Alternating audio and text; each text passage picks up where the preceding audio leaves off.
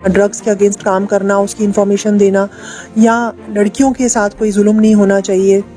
Harassment public transport में या कहीं, ये सब चीज़ें जो है कम्युनिटी पार्टिसिपेशन से आती हैं। मुझे लगता है जब तक लोग साथ ना दें और लोगों में ये जागरूकता नहीं हो कि ये हमारा भी जिम्मेदारी है, सफाई हमारी भी जिम्मेदारी है, जब तक कम्युनिटी पार्टिसिपेशन नहीं होगी तब तक कोई भी एडमिनिस्ट्रेशन सक्सेसफुल नहीं हो सकती, क्योंकि it is not one way. लोगों से जो भी हमें ग्रीवेंसेस आएंगी हम भी आगे आएंगे और अपना रोल निभाएंगे, लेकिन एट द सेम टाइम लोगों को भी अपना रोल जो है समझना है। एडमिनिस्ट्रेशन है हमारा एक इनिशिएटिव यहाँ रहा है नई सोच, जिसमें हम जितने भी विमेन सेंट्रिक इश्यूज़ हैं हमारे, उसमें हमने एक वन स्टॉप सेंटर इस्टेब्लिश किया है, district hub for empowerment of women. और उसमें हमारी जितनी भी डोमेस्टिक वायलेंस के केसेस आते हैं या किसी भी वर्क प्लेस वायलेंस या बाकी किसी इश्यूज़ विमेन रिलेटेड जो भी आते हैं, उनको हम लीगल एड, मेडिकल एड और जो फ्री सर्विसेज होती हैं, कोर्ट सर्विसेज हों या इनकी काउंसलिंग के इश्यूज़ हों, वो हम रिजॉल्व कराते हैं मौके पे।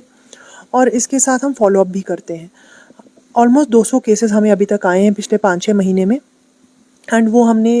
रिजॉल्व करवाए हैं।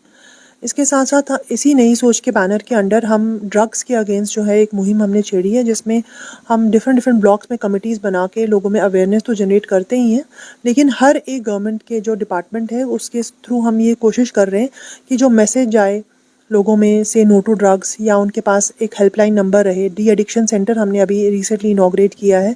जिसमें हम अपने बच्चों को रिहैबिलिटेट कर रहे हैं। और इसी के साथ साथ मुझे लगता है मेंटल हेल्थ पे भी बहुत काम करने की ज़रूरत है। तो हम सुसाइड्स हों या इस तरह के सोशल इवेंट्स जो सोसाइटी में आपने देखे हो रहे हैं, उसको कर्ब करने के लिए हम स्पेशल इनिशिएटिव्स ले रहे हैं, ताकि लोगों में एक मैसेज आए कि जो भी गलत काम करेगा action will be taken, and what are the rights of people, चाहे वो बच्ची हो बच्चा हो, क्या राइट्स हैं, बच्चों के क्या राइट्स हैं,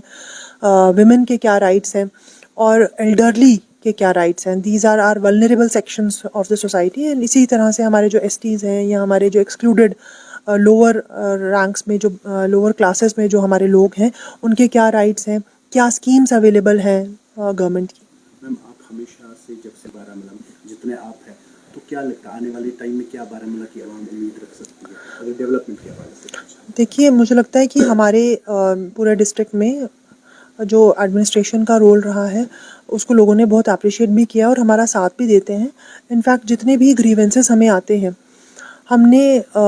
हर एक का जो है वो नोटिस ज़रूर लिया जाता है और उस पर जो भी सरकारी कार्रवाई हो सकती है वो उसको किया जाता है। बट जब तक कम्युनिटी पार्टिसिपेशन नहीं होगी तब तक कोई भी एडमिनिस्ट्रेशन सक्सेसफुल नहीं हो सकती, क्योंकि it is not one way. जब तक लोग साथ ना दें और लोगों में ये जागरूकता नहीं हो कि ये हमारा भी जिम्मेदारी है, सफाई हमारी भी जिम्मेदारी है, या ड्रग्स के अगेंस्ट काम करना, उसकी इन्फॉर्मेशन देना, या लड़कियों के साथ कोई जुल्म नहीं होना चाहिए,